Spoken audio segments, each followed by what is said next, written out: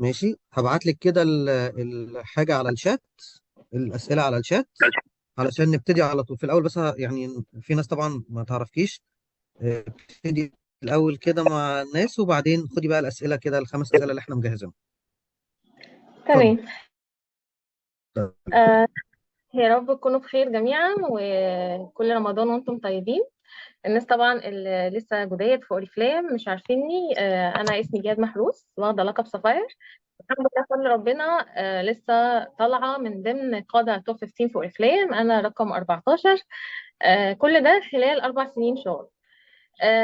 ام زي ناس كتير جدا في اوريفلام، او ضمن مسؤوليات كتير، فهو ده اللي بيخلينا نلجأ اللي احنا عايزين فرصه زياده دخل. لقب صفاير ده لو حد مش عارفه، ده اللقب الرابع في الشركه، يعني بتطلعي تحتيكي 4 دايركتور. فانا عندي في الفريق اكتر من 4 دايركتور، انا عندي كتير جدا ما شاء الله، ولكن مباشريني القاده المباشرين هم 4، وتحت متوغلين برضو اكتر. آه، ابتدي على طول يا مستر، ولا حضرتك تديني الاسئله الاول؟ اه لا لا، احنا جاهزين. الأسئلة اللي حطيتها لك في الشات برضو عشان تبقي لو مش مع فاكراهم، أو ما تقعديش تبصي في الموبايل، أنا حاططهم لك في الشات على طول. حضرتك قول لي بقى، عشان الشات عندي مش واضح خالص، مفيش حاجه في طيب، الشات. آه، أول سؤال، بتقسمي الشهر بتاعك إزاي من حيث دخول الأعضاء؟ بندخل الأعضاء لحد يوم كام؟ بنشغلهم إمتى؟ تدريبات القادة بتبقى عبارة عن إيه؟ بنعمل لهم كام تدريب في الأسبوع؟ اللي هو الروتين بتاع الشهر بتاع حضرتك. تمام. هو في حد بيقول لي احكي لنا بدأت ازاي احكي معلش، أنا قفلت المايك غلط لأن كان في حد تمام. فتح المايك جنبك. ماشي. هو في حد بيقول احكي لنا بدأت ازاي، اجاوب على السؤال ده ولا اجاوب على ادخال مفيش الاعضاء مشكلة، ده من ضمن الحاجات اللي هم بيتعرفوا بيها على حضرتك يعني. ده تمام، من عشان ضمن كده الحاجات اللي هم برضه بيتعرفوا بيها. انا حابه ان انا مفيش مشكلة. اقولها، يعني بدأت ازاي. دلوقتي اول حاجه لازم فعلا انتوا، كأي عضو دلوقتي سامعني، عضو جديد مدير جديد، لازم لما عايزه انت تنجحي في المجال ده، او شايفه مجال انت واثقه ان انت هتحققي فيه حلمك مثلا، فجوه المجال ده في شخصيات ناجحه. فالشخصيات الناجحة دي لو أنا حد منهم أو ناس كتير، أروح أجري أعرف السيناريو بتاع كل الشخصيات الناجحة في المجال ده، علشان أدور على شخصيتي في وسطيهم، وأشوف الناس دي بدأت إزاي. عشان في ناس كتير جدا ما بيكونش عندها صبر ولا طولة بال، وعايزة تنجح على طول، ولو ما نجحتش من أول شهر أو من أول سنة تقول خلاص أنا فشلت، وبيكون الموضوع مسألة وقت وخبرة أنا بلمها. انا بدات ازاي؟ انا بدات من 4 سنين بالظبط. كانت اوريفلام بالنسبه لي، لما حد يقول لي اوريفلام كان رياكشن وشي ما بيبقاش لطيف، كأن حد شتمني. ما كنتش اصلا عارفه انا واخده الفكره دي ليه، علشان عارفه على مسمعي ومسمع كل المصريين ان هي بيع وتسويق. فما كنتش شايفه نفسي في حاجه زي كده. بعد ما اخد مؤهل عالي وانمي من شخصيتي، انمي من نفسي، اشتغل في اوريفلام، فدي كانت مشكله كبيره جدا، ان احنا بنردد كلام بعض، دي كطبيعه مصريين بنردد كلام بعض من غير ما ندور على الحقيقه ايه. بس انا يعني مع الناس اللي بتقول اوريفلام لا، دي بيكونوا صعبانين عليا، علشان هي نظريه ان اوريفلام بادئه في مصر هنا بقى لها 25 سنه، فسيستم الماضي غير سيستم الحاضر. فنشأة اوريفلام من 25 سنه كانت خد وهات وبيع وتسويق وانزل في الشارع، فالناس كتير رافضين المبدأ ده، عشان كده كانوا بيرفضوها. لحد ما اتخرجت، وكنت ساعتها لسه مخطوبة، وبدور على شغل يكون كويس أقضي فيه فترة الخطوبة دي قبل ما أتجوز. فزي ناس كتير جدا شافوا إعلانات على النت، أنا جاية من الإعلانات على فكرة، تمام، مش حد أنا أعرفه ولا معرفة ولا الكلام ده. قلت أما أجرب، يعني أنا بدأت وأنا مش واثقة في الشركة، ولا واثقة في الشغل ده هعمل فيه إيه، تمام. لحد ما وصلت المستوى 6%، وكل ده وانا مش واثقه، غير لما طلع لي 200 جنيه. طلع لي 200 جنيه من الشركه، انا كده خلاص اطمنت ان الشركه دي بيجي منها فلوس، بيجي منها فلوس وبيجي منها هدايا، كده انا اطمنت. لما وانا مش واثقه وبلعب كده في الشغل، ودخلت لي عضوتين ثلاثة، لما اخد الموضوع بقى فعلا جد واشتغل وادخل اعضاء وافهم البيزنس صح، اكيد المرتبات دي هتتضاعف. وبصراحة لو هقول سبب نجاحي في اوريفلام والحاجة اللي مخلياني اللي انا مكملة ومثبتة في الشغل ده، الموضوع تحول اكبر من ان هو مرتبات وفلوس، هو السفر. عشقنا دلوقتي هو السفر. حطيت الموضوع في دماغي، عرفت اطلع المستويات ازاي، اكون مانجر ازاي، اكون دايركتور ازاي، وبدات التزم عشان هو ده اللي هيبقى سر نجاحك. وبدات ان انا اطلع، والحمد لله بفضل ربنا 15 18 21 انا واخده السلم كده درجه درجه. حتى اول سنه خدت اللقب، تاني سنه حصل لي عصلجه كده شويه عشان حصل ظرف طارئ في حياتي، والسنه الثالثه خدت لقبين، فعوضت الزمن اللي قبله والسنه اللي قبلها، والسنه الرابعه خدت لقب الرابع.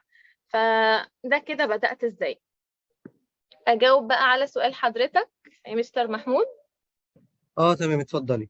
طيب، تقسيم الشهر من حيث ادخال الاعضاء وتشغيلهم والتدريبات اللي بتعمليها للقاده بتوعك. هقول حاجة بسيطة خالص بس صغننة قبل ما نتعمق في الردود على أسئلة الشغل نفسه، عشان أنا بحب الناس اللي تكون سامعاني بحط نفسي مكانهم، هل مستوعبين كلامي ده ولا لأ. قبل ما تنغمسي في الشغل وتدوري الشغل ده هعمل فيه ايه عشان انجح، دوري على شخصيتك انت الاول، لاني انا ما عرفتش انجح في الشغل ده غير لما يعني نميت من شخصيتي. يعني انا جهاد دلوقتي مختلفة تماما عن جهاد من 4 سنين فاتوا. حد ما كانش مش هقول مش بيعرف يتكلم، لا كنت لابقة وبتكلم، ولكن كنت بتخانق وما بحبش اتكلم كتير. كان ليا صحاب ومعارف بس ما كنتش عشرية قوي بزيادة. فأهم من الشغل تظبيط الشغل، فأهم من ان انت تعرفي الشغل ده هعمل فيه ايه، ظبطي وهيئي شخصيتك بناء عليه. وده برد فيه على الناس اللي بتقول لا الشغل ده مش مناسب معايا. لا هو مناسب وعلى مقاسنا قوي احنا كستات مصرية، تمام مناسب جدا جدا. فاشوف بقى الشغل ده عايز مؤهلات شخصيتك تبقى عاملة ازاي، تتكسفي تعدلي، ما بتحبيش تتكلمي كتير، ما عندكيش قدرة إقناع، يبقى عندك، لأن كل الحاجات دي بتبقى مهارات مكتسبة أنا باخدها على خبرة قايمة بيها في الشغل. هنبتدي بقى نرد على أول سؤال. بنبتدي الشهر إزاي؟ أنا بالنسبة لفريقي والأعضائي ما بقول لهمش دخلوا اعضاء، هم عارفين المصطلح بتاعي. بقول لهم عايزين ضخ اعضاء، ونهزر كده مع بعض واقول لهم انا عايزه ماسوره اعضاء، عايزين اعضاء كتير جدا علشان نتسلى عليهم بقى ونشوف هنشغل مين هيعمل بيزنس، مين داخل تجيب احتياج شخصي، وهكذا. فعليا الشهر بيبتدي ازاي؟ لو احنا مقفلين بدري بنبتدي من يوم 30 في الشهر او 29 في الشهر كمان،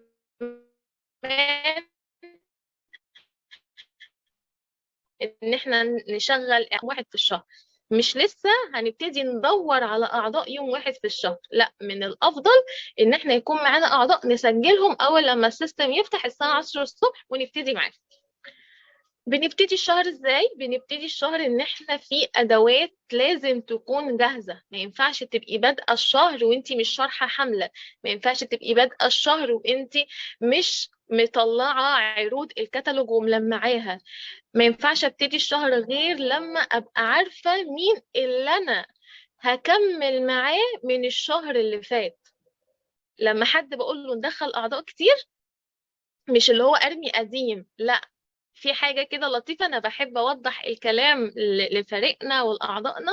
دايما أقول لهم قبل ما تبتدي الشهر شوفي في كام في جيبك. يعني إيه في كام في جيبك؟ يعني معاكي كام عضوة من الشهر اللي فات اللي هنكمل بيها الشهر ده، والأعضاء دول منهم جديد، منهم عايز يطلع مستوى، منهم في برنامج ترحيب مجرد عايزة تخلصه وخلاص، ولا عايزة تعمل بيزنس. كل الأسئلة دي لازم نكون مغطيينها ورسمين الشجرة بتاعت الشهر اللي فات.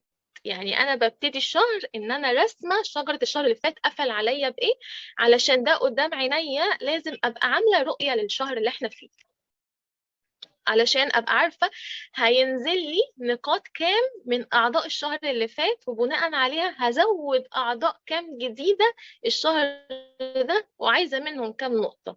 زي بالظبط كده انا عايزه اطلع عماره، لازم اظبط الاساس بتاعها الاول. فاساس العماره بتاعتنا او المستوى الجديد اللي احنا عايزين نطلعه في الشهر الجديد هو الاعضاء القديمه.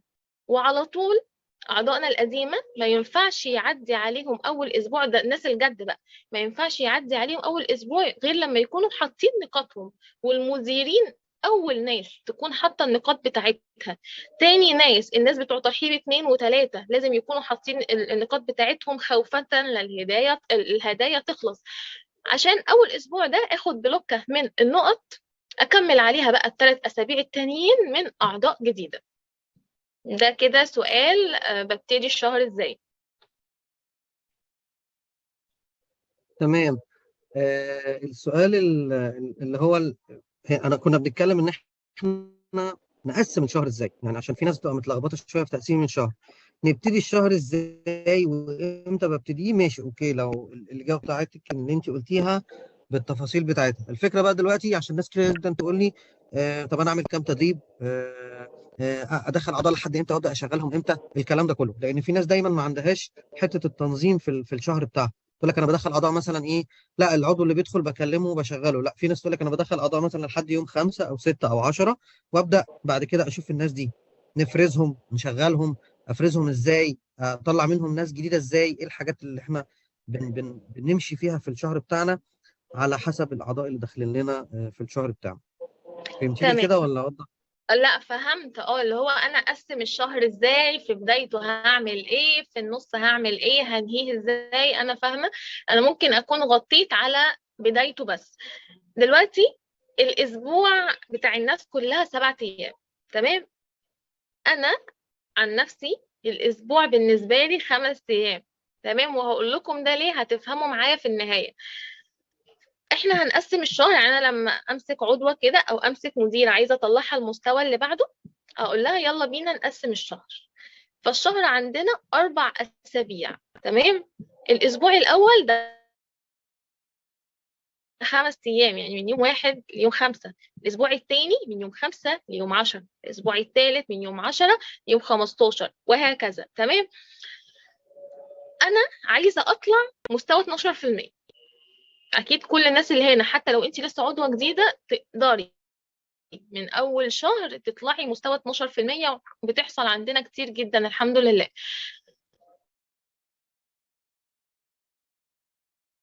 أعرف كله. بنعمل خطة اسمها خطة شهرية، وخطة أسبوعية، وخطة يومية. ما ينفعش أسيب الشهر سايح كده 30 يوم سايحين، لا، لازم أعرف أول أسبوع هعمل إيه، وتاني أسبوع هعمل إيه، وأول يوم من أول أسبوع أعمل إيه، وهكذا.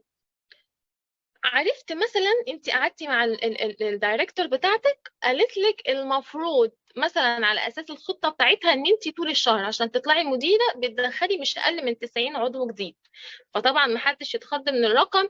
اقصد ان انت وفريقك، يعني انت فريقك مثلا، انا بدي مثال للرقم 90 عضو جديد داخل. نقول 100 عشان الرقم يكون كبير بالنسبه لنا وعارف نعرف ان احنا نقسمه. ده 100 ادخال طول الشهر. من يوم 1 ليوم 5 أنا هاجي أكلمها يوم 5 أقول لها دخلتي كام عدد لحد دلوقتي. فالمفروض هنا يكون في الربع، المفروض هنا يكون في 20، أو حتى لو هننزل 5 يبقى في المهم في ربع العدد هنا لازم يكون نازل يوم 5. بقول لها بقى يوم 6 ده تقفيل. يعني بلاش تقفيل، حتى تشغيل، تمام. هتشغلي لي الناس اللي انت دخلتيهم من يوم 1 ليوم 5. ليه بقى؟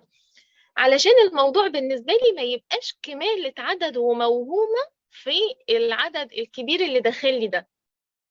لازم أعمل رؤية أول بأول. لو مسيحة الدنيا قدامي مش هتعرفي تطلعي مستوى، وهيبقى طول الشهر حاطة إيدك على قلبك مش عارفة هتطلعي ولا لا. وعندنا ناس بيطلعوا بال12 وال15 مع بعض، أو 3 مستويات مع بعض، ده بيحصل. دخلت مثلا 15 عضو جديد، هاجي يوم 6 في الشهر عايزه اعرف بقى من 15 دول مين هيشتغل ومين لا. علشان اللي لا ده انا بسميها ليا مسميات كده في فريقي عشان نبسط الدنيا، ان انا بحطه في خانة الاوت. يعني كلمتها وبحاول ان انا ارد على اعتراضاتها وبعرفها قيمة الشغل، وان انت المفروض مثلا تبتدي ان انت تحطي النقاط بتاعتك. من ال 15 دول شغلت 5 حلوة قوي.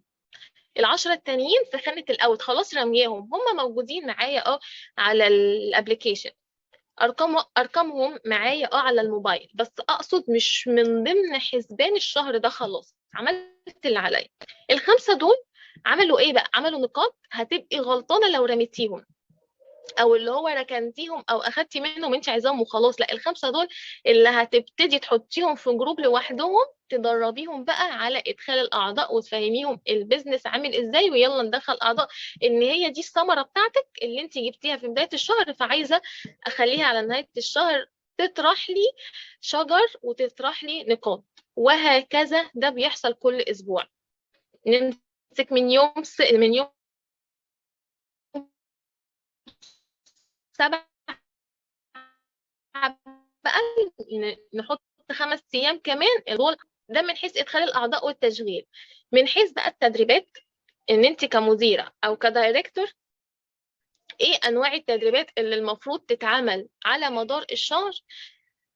بصراحه انا عندي انواع من القاده وانواع من الدايركتور، وكل واحده فيها الصفه بتاعتها. عندي ناس لبقه جدا شاطره قوي، عندها قدرة إقناع عالية جدا، ولكن مش ظاهرة، ما بتظهرش كتير، ما بتعملش تدريبات واجتماعات كتير. ديت مش سهلة الوصول لألقاب. عندي ناس تانية ممكن على مؤهلات عالية جدا وقدرات إقناع، سوري، مؤهلات قليلة شوية والعكس تماما، ولكن بتظهر كتير، بتعمل اجتماعات كتير، أعضائها شايفينها. دي اللي سهل توصل لألقاب. فإحنا مفيش حاجة ربطانا، مفيش مقر رابطنا، بنتواصل، حلقة الوصل الوحيدة هو الموبايل والنت. فلما أقطع ده كمان وما أعملش تدريبات، ما تنتظريش إن الأعضاء يعني هتتواصل معاكي هتنجح، لا، لازم أعمل تدريبات ولازم أعمل اجتماعات. الأنواع، بداية الشهر لازم نشرح الكتالوج ونشرح المنتجات كل شهر، حتى لو هنعيد نفس الكلام كل شهر، بعيد نفس الكورسات وأعيد نفس الكلام. أول أسبوع عن المنتجات، عشان يكون معانا داتا أبعتها لكل عضو جديد داخل يعرف منتجات الجديدة اللي موجودة معانا الشهر ده إيه. ما بحبش شرح المنتجات يكون عبارة عن المنتج الفلاني اسمه كذا، لا، بحب شرح المنتجات إن أنا أتكلم عن كورس علاجي. يعني في دكتورة قدامك قاعدة بتتكلم كورس عن بشرة، عن جسم، عن شعر، وأقسم الكتالوج. التقسيمة دي أنا بحبها جدا، مش أمسك صفحة صفحة في الكتالوج وأشرح. انواع التدريب التاني اللي بعديه على طول اتكلم عن ادخال الاعضاء والمشاكل اللي هم هيواجهوها لما يبتدوا يدخلوا اعضاء. ده بيكون في الاسبوع التاني. الاسبوع التالت علمناهم ازاي يدخلوا اعضاء، فهم دخلوا اعضاء، يلا بينا بقى نعمل عن التشغيل. تمام. يعني ايه التشغيل؟ يعني ازاي بقى اقويكي من مهاراتك، من اقناعك، فلازم الاجتماع ده يتعمل. اخر ميتنج بيتعمل والرابع ده لطيف جدا جدا جدا، وهو ده اللي هيكمل السلسلة بتاعتنا لنهاية الشهر، وأهم ميتنج أنا بسميه قصص النجاح. إزاي أكبر في أوريفلام؟ أنا مش بعمل ميتنج ده لوحدي، بعمله أنا ومديريني بقى. أنا أطلع أتكلم عن قصة نجاحي، مديريني يطلعوا يتكلموا عن قصة نجاحهم، معانا أعضاء جديدة طبعا بيسمعوا قصص النجاح دي كلها. بعد الميتنج ده بينزل لنا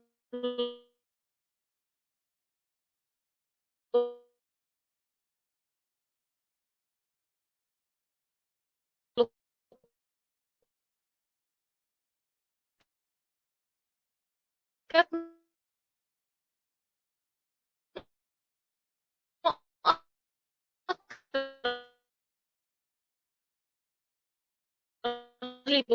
بصراحة، علشان هم شايفين قصص نجاح. ايه تمام. المقومات الاساسيه اللي انت بتشوفيها فيه؟ فهمت حضرتك. دلوقتي السؤال ده على فكرة مهم جدا جدا، ومش هتعرفي تعملي الكلام اللي انا هقوله لك ده للأسف غير مع الخبرة، غير لما تقعي وتكوني مصنفة الشخص غلط، وتاخدي اللي بعده فتصنفيه غلط تاني، وتاخدي التالت فتبتدي تاخدي خبرة شوية. هحاول اللي انا اقول لكم الخبره بتاعتي، وبناء عليها تاخدوا بالكم من الحفر اللي احنا بنقع فيها.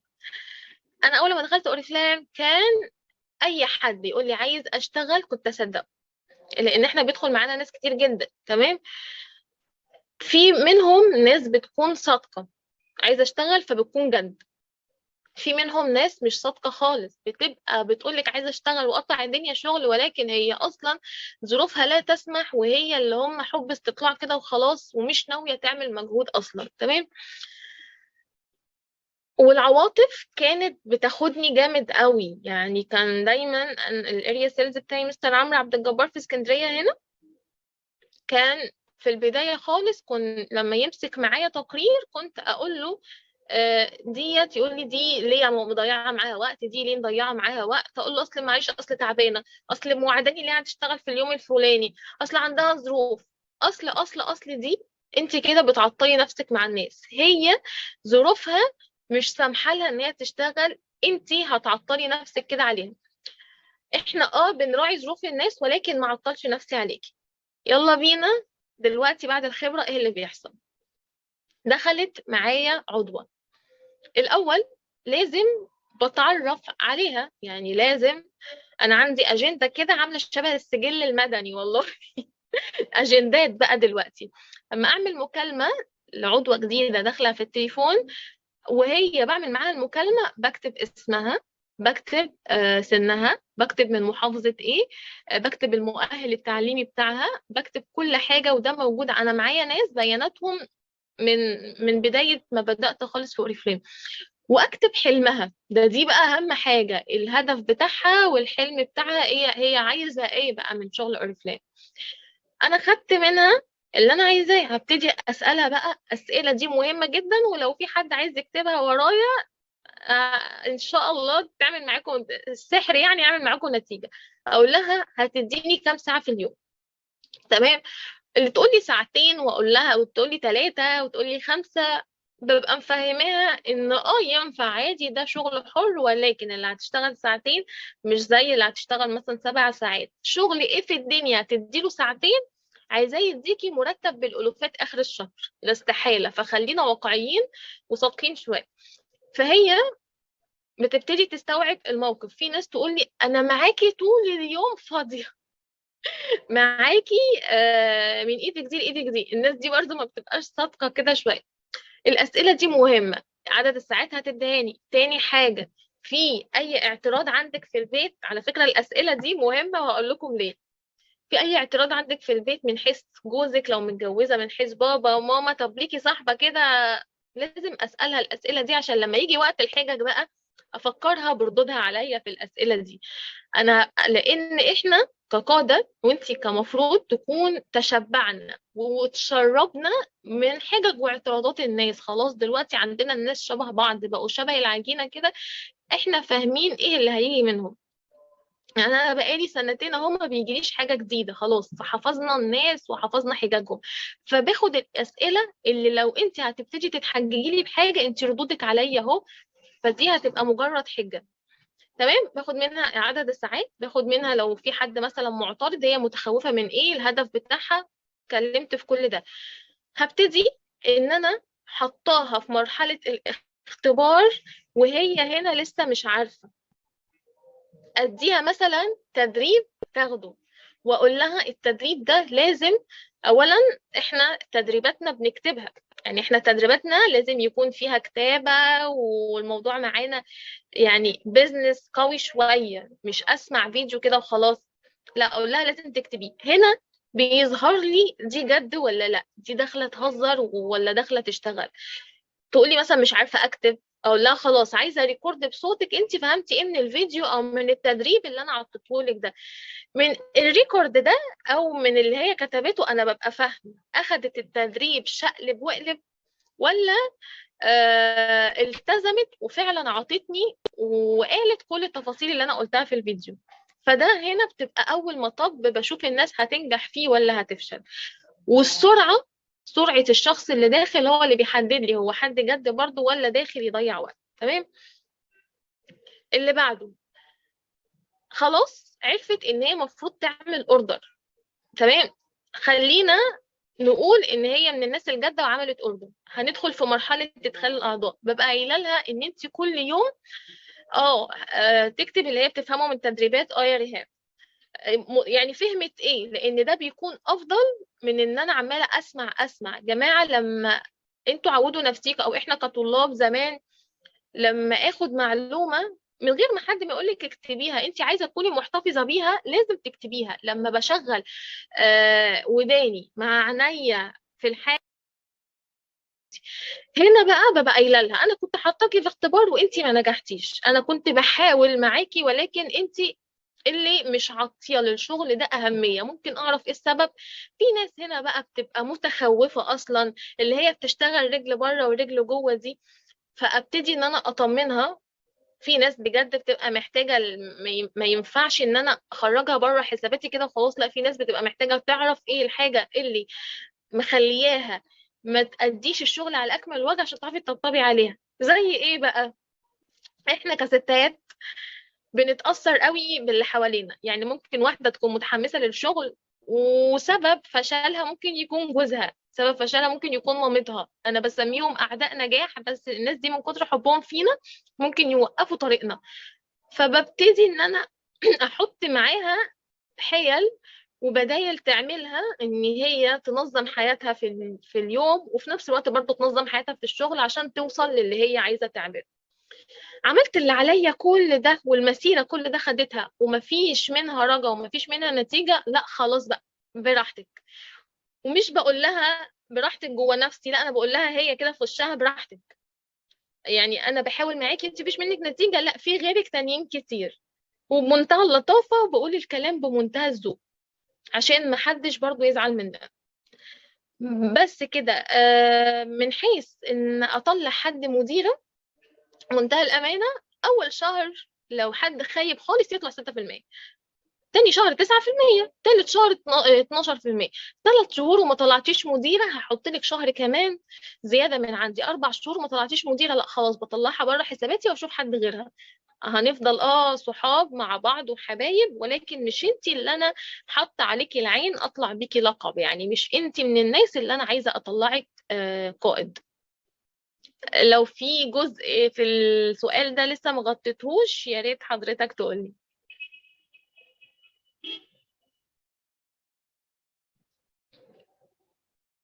حضرتك معانا يا مستر محمود؟ لا تمام، في كم حاجة كده يعتبر ممكن تكون الناس أول مرة تسمعهم. زي خلينا كده ايه؟ ناخد بقى شوية أسئلة كده برضو الناس اللي داخلين معانا سألوها لي. تمام. هي غالبا أسئلة عادية بس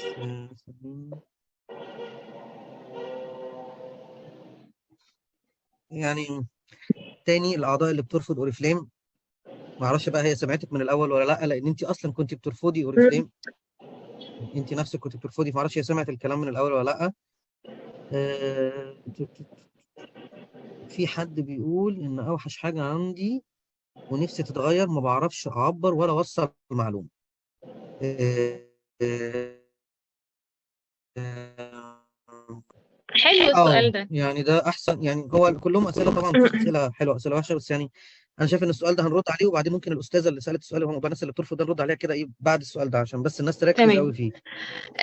بصوا هقول لكم على حاجه، اللي هو حتى انا كنت بتكلم ان احنا لازم نغير الشخصيه مم. بتاعتنا. انتي امسكي كده ورقه وقلم، تمام؟ انا بحب قوي في شغلي ورقه وقلم. شوفي الشغل ده يعني نظامه ايه بالظبط من اوله لاخره، زي ما قلت اللي انا اشوف كواليس والسيناريو، الناس اللي ناجحه دي نجحت ازاي، تمام؟ فاشوف ان الشغل، يعني انا هوفر عليكي، هو اكتبه هو رايه ان احنا شغلنا منقسم لحاجتين: بتعامل مع منتجات وبتعامل مع بشر، تمام؟ فنمسك اول جزء. يلا هنظم لكم الدنيا اهو عشان تعرفوا ايه المقومات والصفات اللي المفروض تكون موجوده فيكي، عشان لو مش موجوده فيكي هقول لكم تبقى موجوده فيكي ازاي. شغلنا منقسم لحاجتين: تعامل مع منتجات وتعامل مع بشر. تعامل مع المنتجات هنا طالب منك ايه؟ طالب مني ان انا اكون حد جميل رقم واحد، يعني ما ينفعش يكون فيكي مشكلة في البشرة، دي بتبقى أكتر حاجة ظاهرة، ما فيش مشكلة في الشعر، تمام؟ لازم أبقى دارسة المنتجات وأبقى حد متحدث عن المنتجات بشكل سليم. وده الوصول ليه سهل قوي. ازاي؟ اللي هو عندك لايف دكتورة نرمين طارق، الأكاديمي اللي بيعملوها كل شهر. عندك مصادر كتير إن أنت تتمكني وتوصلي لدراسة المنتجات دي. لازم تبقي متمكنة في علاج البشرات والشعر والجسم والحاجات دي كلها. تمام؟ فدي من ضمن الصفات اللي لازم تكون موجودة فيكي. تعالوا نتكلم عن التعامل مع البشر. التعامل مع البشر ده اللي هو أنا لازم أعرف أتكلم مع الناس إزاي. ممكن تكون ان انا كنت في شركه فادتني شويه لما دخلت اوريفليم. يعني انا خدت زي كورس كده ازاي اتكلم مع عميل، ازاي تون صوتي يبقى عامل ازاي علشان هو من التليفون يتخيلني انا عامله ازاي من صوتي. تمام؟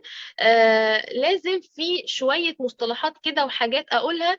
لازم دايما اتكلم الشخص واقول اسمه، ده بتكون احترام ليه جدا، وعشان تلفتي انتباهه ويركز معاكي ويسمعه. عشان كده بقول لكم لما كنت اكلم عضو وزيره في التليفون اكتب اسمها، علشان وانا بكلمها اقول لها هي اميره، يا اميره. فاهمه معايا يا اميره؟ مركزه معايا يا اميره؟ ولما احط مثال على اسمها، فهي كده تركز اكتر.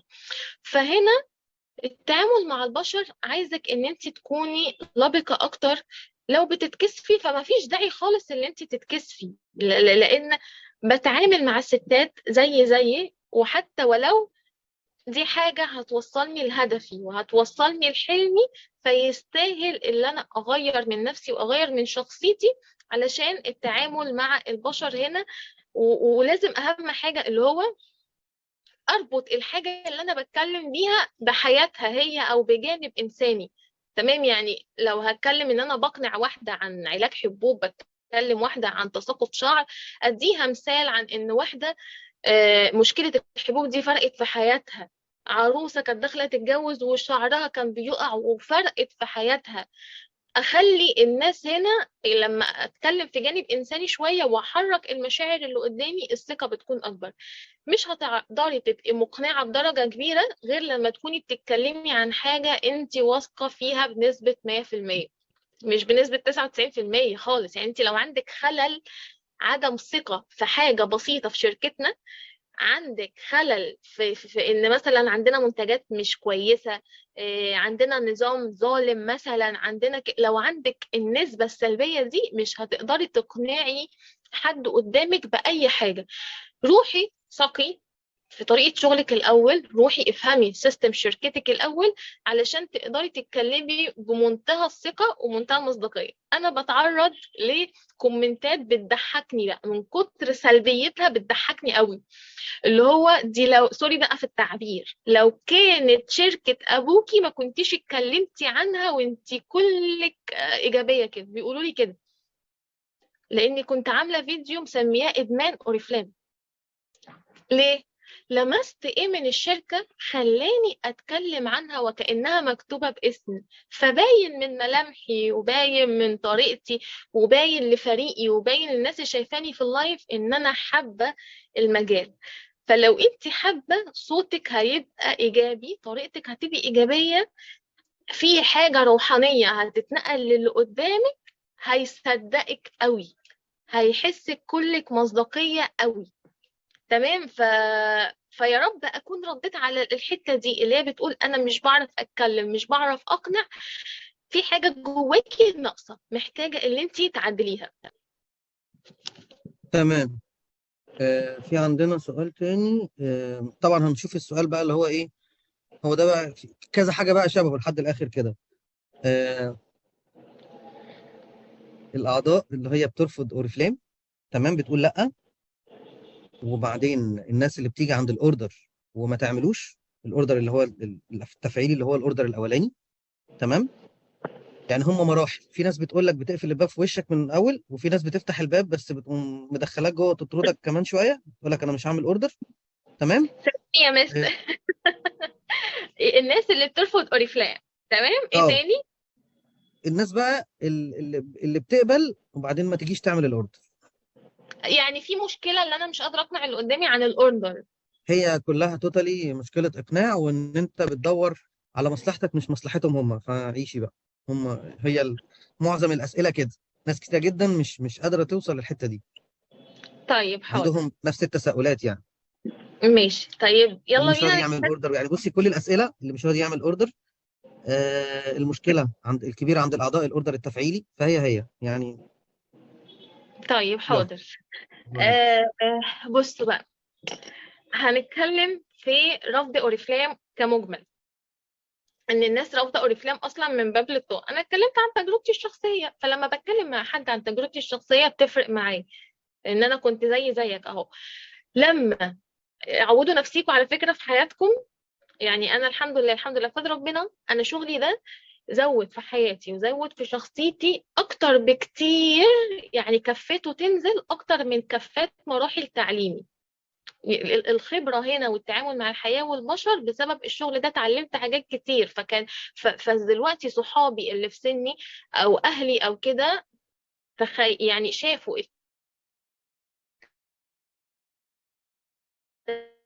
التغيير. ولكن انا حاسس ان انا قاعدة مع حد كبير، حد خبرة 50 سنة مثلا، علشان بنتعامل مع جميع انواع. لما ابقى عارفة ان انا واخدة رفض من حد، ما ادخلش معاه بالرد العكس. تمام؟ حتى لو مع جوزك رافض اوريفلام، لان هو ده المحرك بتاعنا. لو هو رافض اوريفلام، اوعي تقعدي عماله تقنعيه بان العكس، اوريفلام وحشه لا اوريفلام حلوه، اوريفلام وحشه لا اوريفلام، ده غلط. دخلت واحده بحاول ان انا اقنعها هي رافضه اوريفلام، على طول انزل لها اقول لها حتى لو في الشات في المكالمه صاحبتي كل ده، اقول لها على فكره عندك حق. كلمه عندك حق دي بتخليها تلفت الانتباه، تركز. وريني كده فعلا، يبقى انا عندي حق ان هي شركه وحشه. اقول لها فعلا عندك حق. كانوا زمان كانوا زي ما انا قلت كده، سيستم الماضي غير سيستم الحاضر، فكانوا شغالين تقنيات وحاجات سهله كده بالنسبه لنا. واقول لها يعني في كل مجالات في الدنيا بيكون فيها ناس فاشله وناس ناجحه. في كل مجالات في الدنيا فيها ناس عارفه السيستم وبتنجح فيه، وفيها ناس عماله تخبط وعماله تجتهد. اوريفلام عيبها، بصوا بقى، يعني انا هنا عايزه الفت انتباهها باي مصطلح. فتحالك الباب اي حد معاه اي بطاقه بيدخل وبيعمل عضويه. فما فيش هنا اي معاكي بطاقه تعملي عضويه. بس مين بقى اللي بينجح؟ اللي بينجح اللي هو عايز يعمل بيزنس، حد جد فعلا. انت بقى مين؟ معاكي بطاقة وتدخلي كده وخلاص، ولما بيفشل ما بيجيبش فشله على المكان على نفسه، بيجيب فشله على المكان. ما بيروحش يقول يا جارتي او يا صاحبتي انا فشلت علشان انا ما اديتش الشغل على اكمل وجه. الصراحة هنا ما بتتقالش، نروح نجري نقول لا المكان هو اللي فاشل.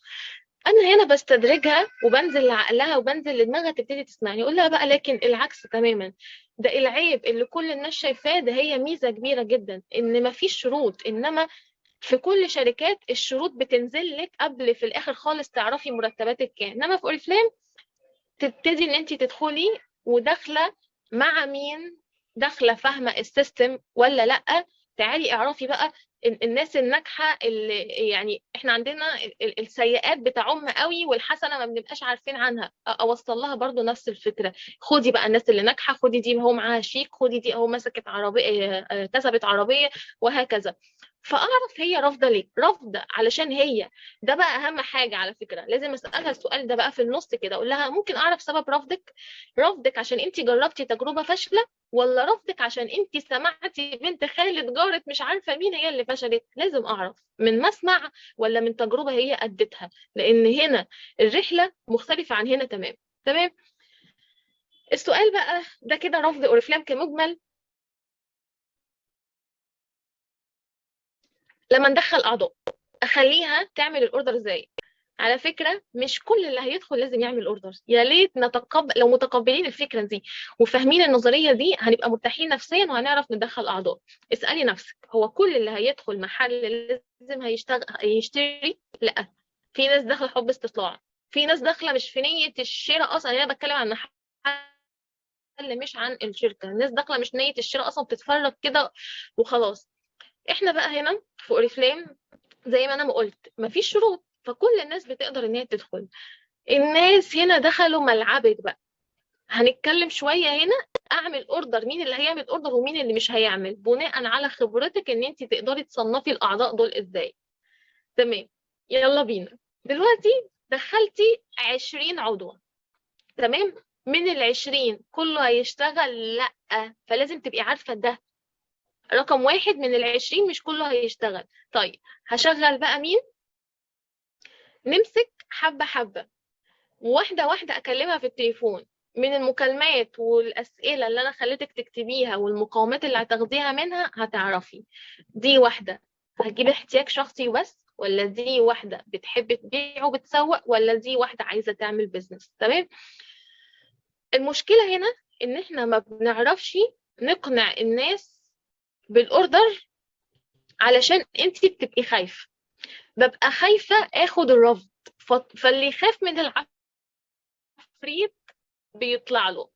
لو انت بتعملي المكالمة او بتحاولي تقنعي واحدة باوردر ومتقبلة ان انت ترفضي، هتجتهدي مع نفسك وتجيبي كل سبل الاقناع والردود اللي تقنعها فتقتنع فتعمل اوردر معاكي. طب السيناريو اللي انا بقوله بمنتهى السهولة وناس كتير مستغربة ده ما بيحصلش خالص، ده بقى بيتم ازاي؟ الاول، اوحش مشكلة وانتوا اللي بتكونوا سببها، ان انا على طول ادخل العضوة دخلت اكلمها عن المنتجات والاوردر. لا، ده غلط. اول حاجة لازم اكلمها عن الشركة وكيان الشركة ووضع الشركة. لو هي عندها حاجات مخوفات اطمنها وارد عليها. انتوا عارفين انا هغششكم، انا لما عضو جديد يدخل بتاعتي وبتاعت مديريني وبتوع الفريق بتوعي، علشان تطمن ان هو في ناس لمسة، في ناس بتنجح اهو، علشان اللي هيجي بعد كده تاخده منك بصدر رحب. تمام. طيب ما بجيبش هنا سيرة الاوردر ولا بجيب اي حاجة خالص، لسه وثقت فهمت الشغل. اقول لها بما انك مستشار التجميل بقى في الشركة، تعالي لازم تتعرفي على المنتجات. احنا شركتنا ايه؟ كلنا بنعمل على ايه؟ على المنتجات. يلا بينا تدرسي المنتجات. فبديها فيديو او بديها صور او بديها حاجات عن المنتجات. وسط الحاجات دي اديها تجارب ناس قبل وبعد. ناس عندها حبوب واتعالجت، ناس عندها تساقط شعر واتعالجت، ناس عندها غمقان واتعالجت. هنا ايه؟ تالت مرحلة اديها ثقة في المنتجات.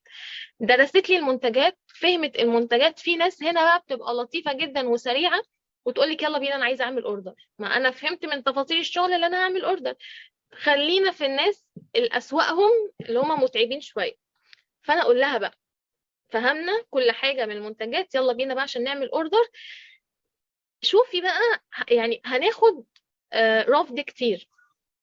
مهما كانت الرفض اللي قالتهولك اوعي تصدقي. لو قالت لك جوزي رافض، بابا رافض، معيش فلوس، اشهر كذبة لكل عضو داخل معيش فلوس، والله اشهر كذبة. وهقول لكم ليه. كلمة معيش فلوس دي بتبقى وراها حاجة تانية كتير. ما هي استحالة واحدة معيش فلوس فاتحة نت معاها موبايل بتكلمك ما بنقدرش اللي احنا نصدق خالص. بس هي ممكن معهاش فلوس يعني الأولوية مش في الشغل. معايا 200 جنيه مثلا في جيبي، بس انا مش من اولوياتي ان انا احطها في المكان ده. فهنا دورك ان انت تربطي حياتها باوريفليم. مش انا بقول لكم في اول مكالمة ببقى كاتبة الهدف بتاعها، اقوم بفكرها هنا في هدفها. مش انت كنت بتقولي لي اقول لها بقى، مش انت كنت بتقولي لي اللي انت داخله اوريفليم وعايزه تشتغلي علشان عايزه تجيبي موبايل، عايزه مرتبك يبقى 7000 جنيه، عايزه تجيبي غساله، كل الحاجه، عايزه تسافري. طب فين ده؟ الحلم ده ليه انتهى دلوقتي؟ هتبتدي هنا بقى تقول لك ايه، لا ما انا مش واثقه ان انا هحقق الحلم ده مع الشركه دي او مع اوريفلام. هنا كده عرفت ان هي عندها مخاوف، فبتبعد عنك بالطريقه الشيك. تمام. فاعمل هنا بقى ميكس واوضح لها هي هتوصل للهدف ده امتى. لما واحده تقول لك انا نفسي اوصل ل 7000 جنيه، نفسي اجيب ثلاجه، نفسي اجيب موبايل، نفسي اجيب شقه، ما اقولهاش ان شاء الله يا حبيبتي ربنا يكرمك وهتجيبيها ان شاء الله معانا. الرد ده غلط، مش هي دي اللي هي عايزاه. ما هو ان شاء الله على كل حاجه. اروح اعرف الهدف بتاعها ده متكلف كام، علشان اديها مده زمنيه توصل له. اول شهر ده هنوصل لايه، تاني شهر هنوصل لايه، هوصل لهدفك ده بعد قد ايه، محتاج شهور ولا محتاج سنه ولا محتاج سنتين، علشان اخلي الهدف ممكن بالنسبه لها في مساله وقت وهنوصل له من اللي انت هتعمليه. تمام. فلو في لسه في اي اسئله او في اعتراضات بتجيلكم عن عمل الاوردر ده قولوا لي. فانا بقول لكم اهو، ما تصدقوش اي واحده تقول لك معيش فلوس. تمام. ايه تاني؟ ماشي تمام. آه يعني في نفس السؤال، بس ده موقف يعني موقف غريب شويه. واحده دخلت تقول لها انا عايز اعمل بيزنس معاكي، بس هي ظروفها الماديه مش كويسه، وتقريبا هي الفكره كلها ان الليدر دي مش عارفه ترد عليها، تقول لها يعني حد ظروفه الماديه صعبه جدا. فاعتقد ان ده بيرسونال سيتويشن، انا ما اقدرش احكم عليه يعني. ما ينفعش انا اكون فاتح محل ويدخل لي حد يقول لي انا عايز اشتري منك حاجات ب 1000 جنيه بس مش معايا فلوس مثلا. يعني ما اعرفش انت ممكن تقولي في حاجه زي كده. بس هي بتتكلم ان دي ظروفها صعبه، الماديه صعبه، وهي عارفه تقريبا، واضح ان هي عارفه ظروفها الماديه دي والمرضيه كمان. ف طيب هو لو لا بتحصل معانا كتير، مم. والأسئلة دي بتيجي معانا كتير. هو لو حتة الظروف المرضية صعبة، يعني لأن هنا أكيد في ظروف أنواع. لو حاجة عضلي فهي الشغل ده مناسب ليها جدا إن أنت قاعدة في البيت. أو لو حاجة ذهني ما تقدرش إن هي تشتغل، دي هنا ما نقدرش احنا نتكلم فيها. حد مثلا ضغطه بيعلى، مم. حد السكر بتاعه بيعلى، الكلام ده مم. كده. دي حاجة ما نقدرش إن احنا يعني أدي حد نصيحة تضره. مم. إنما ظروفها المادية صعبة دي، ما هو انا لازم ااكد لها اول جددي نيتك خير ان انت فعلا قدام ربنا عايزه تساعدي الشخص ده. تمام. فاكيد ان شاء بالظبط، الله شوفي ربنا بقى الحتت اللي تقدري تساعديها فيها بالظبط. ايوه. بل... يعني بجد انا بامانه والله دايما بدعي ربنا يا رب اجعلني سبب رزق الناس. ربنا وحده شاهد واعلم ان انا دايما انا بسعى لزياده رزقي، ده شغلي وعايزه منه فلوس، عايزه احقق منه هدفي ونجاحي. ربنا مش مم. هيعني غير لما اكون حاطه في نيتي خير، ان انا عايزه افتح بيوت ناس تانية، افتح باب رزق لناس تانية عشان ربنا يعني خير، اللي هو انا بتاجر مع ربنا. ف... فالمهم هقول لها لازم ابقى قايله لها ان هو ده الشغل اللي هتجيبي منه فلوس وتغيري من حياتك.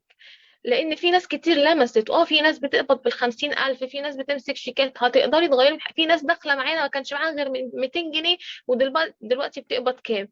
بس هقول لها ايه بقى، انا دي هاخدها على الحنين بس لو انت فعلا متاكده من اللي هي فعلا ظروفها صعبه، مش بتضحك عليكي، متاكده. هقول لها بس وسط ما انت ظروفك صعبة بتشتري معجون سنان، عارفين انتوا الحاجات اللي هي مش رفاهيات، في حاجات في اوريفلام زي الاكل والشرب مفيش بيت يخلو منها.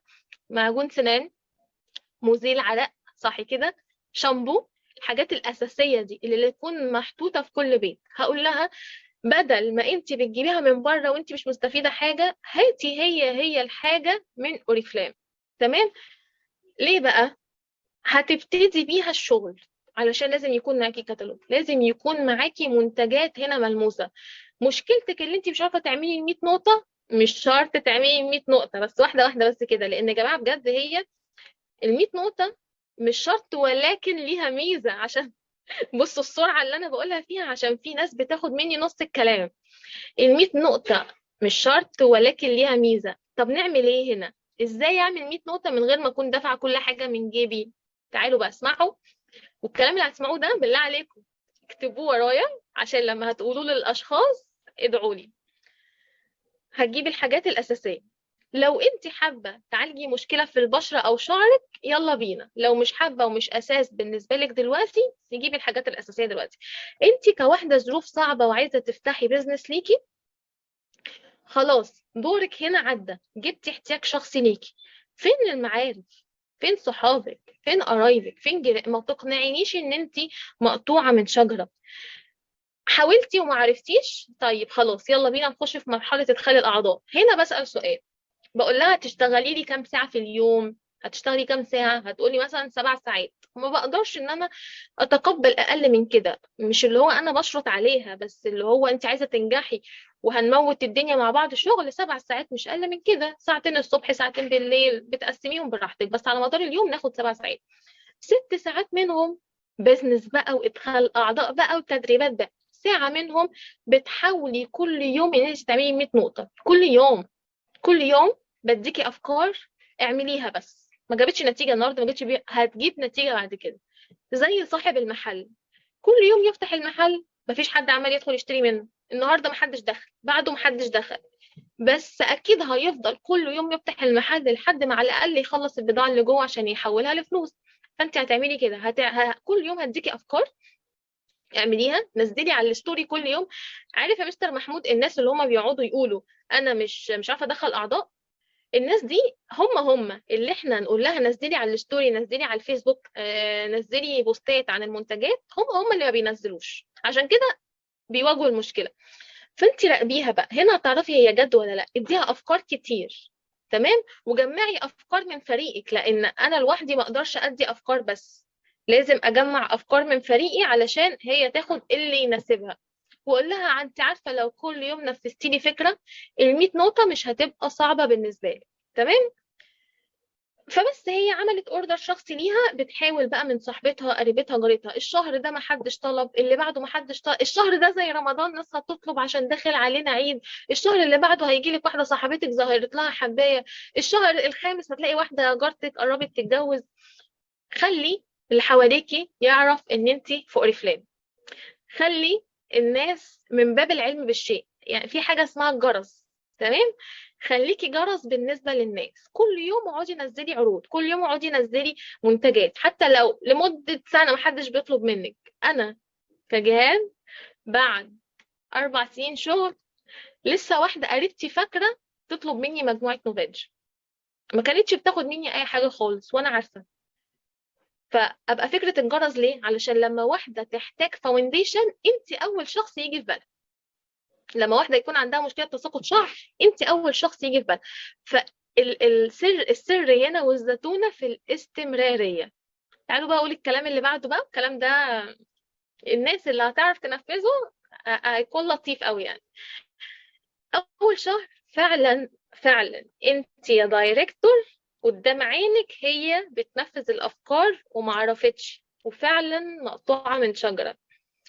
اجتهدي، دخلي اعضاء، التزمي، دربيهم، شغليهم، طلعتي مستوى 6%، تمام. تمن ال 100 نقطة هنا مش مغطي 6%، ماشي، ما طلعليش مرتب، اشتغلي الشهر اللي بعده اطلعي 9، دخلي أعضاء أكتر اطلعي 9%. تمن ال 100 نقطة هنا لسه مغطليش المرتب، بس أنا بحاول عشان أنا ما بسيبش حد كده يوم يعدي من غير ما يحاول يعمل نقط، ودايما نقعد ننزل أفكار وكده. نيجي لما نوصل لمستوى 12% هنا أصبحت ال 100 نقطة ما فيهاش مشكلة، لأن لو خدتي مرتب حطيتيه في ال 100 نقطة يبقى هنا لو مشكلة الشهر ده ومشكلة الشهر اللي جاي مع استمرارية الشغل عندك مش هتبقى مشكلة. تعالي بقى للمستويات الكبيرة كده بقى لل 15 و 18 21 تقبضي 7 أو 8000 جنيه. لو خدتي 1000 جنيه أو 1500 من المرتب ده وبتعملي هنا ال 100 نقطة يبقى مش مشكلة. ودايما بحب اهزر معاهم كده، اسمح لي بقى يا مستر محمود، بحب قوي اخد مثال مسلسل غبي منه فيه. انت معاك طبق كشري يا معلم، خدت منه معلقه حسيت بحاجه؟ لا. هي نفس الفكره، اللي هو انا دلوقتي ال 100 نقطه عندي بالنسبه لي فيها مشكله، بس انا قاده بقبض 7 او 8000 جنيه، فال 100 نقطه ما بقتش مشكله، بس بحاول لحلها وبشتغل وبجتهد وبوصل لمستويات مش هتبقى مشكله. بلس بقى كمان ان انت هيبقى عندك جانب رفاهيات كده شويه. كل شهر عمالة تجيبي منتجات، بيتك كله بقى اوريفلام. بقى عندك بوكس كده اسمه بوكس الرفاهيات، مسكرة قبل ما المسكرة تفكر تخلص تبقى عندك، قبل ما الشاور يفكر يخلص يبقى عندك، عيد ميلاد صاحبتك خلاص أنا هداياي لأصحابي ومعارفي هو منتجات أوريفلام. مش بحمل هم أي حاجة لأي مناسبة، عروسة، مامتي، عيد أي حاجة من منتجات أوريفلام. ويا رب نكون استفدنا من الحتة دي. هي أنا مش بقنعكم هنا أنتوا كناس بتسمعاني في الفريق، أنا بقول لكم إيه اللي يتقال للناس اللي بترفض عمل أول أوردر، وأوضح لها مشكلة النهاردة طول ما أنت بتسعي على حلها مش هتبقى مشكلة بعد كده، عشان ممكن دي تكون حجة على فكرة إن هي بتتحجج لك بس عشان تهرب بشياكة. تمام. صح، في حاجة كتيرة قوي بتبقى الغرض منها ان انا بس اقفل الموضوع. طيب احنا النهارده الحلقة بتاعتنا خلصت. بشكر حضرتك جدا على وقتك، وبشكر على كل المعلومات اللي انت وضحتيها للناس، وبشكر طبعا كل الناس اللي موجودين معانا النهارده على وقتهم وان هم موجودين معانا. وفي ناس طبعا بتتفاعل معانا بأسئلة كتير، وفي ناس دايما بتأمن على كلامك. في آخر حاجة بشكرك، وإن شاء الله تستنونا بكرة في حلقة برضو مميزة جدا هنعلن عنها كمان شوية. ميرسي جدا يا جهاد. شكرا جدا لحضرتك يا مستر. كل سنة وانتم طيبين، مع السلامة. وحضرتك طيب.